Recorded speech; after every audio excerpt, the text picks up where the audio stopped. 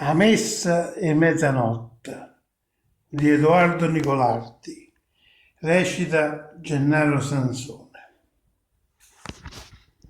Ding dam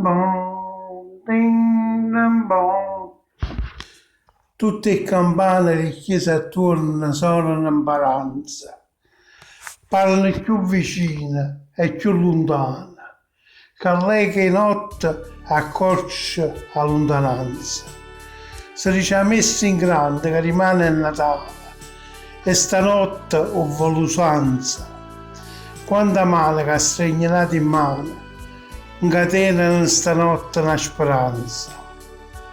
L'organo suona una novena e sospirosi e appassionati in note toccano i cuori che più stanno in piedi.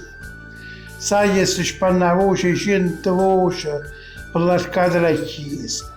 Il sacerdote si voce, si vota e benedice a eterna croce.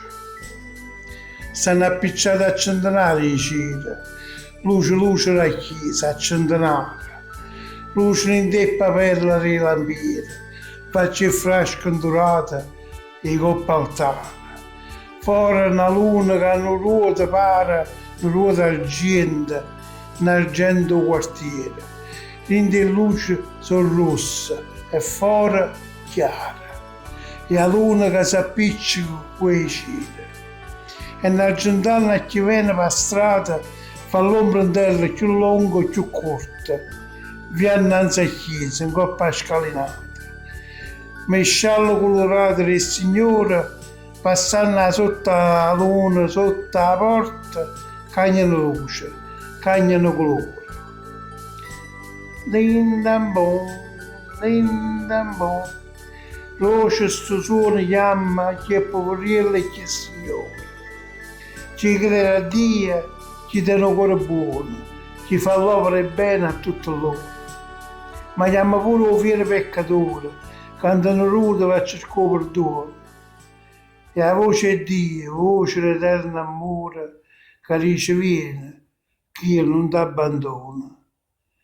Mo prega e chiagna, gente addenucciata, nessuna faccia è bianca, come fosse, come era prima, appena scalinata.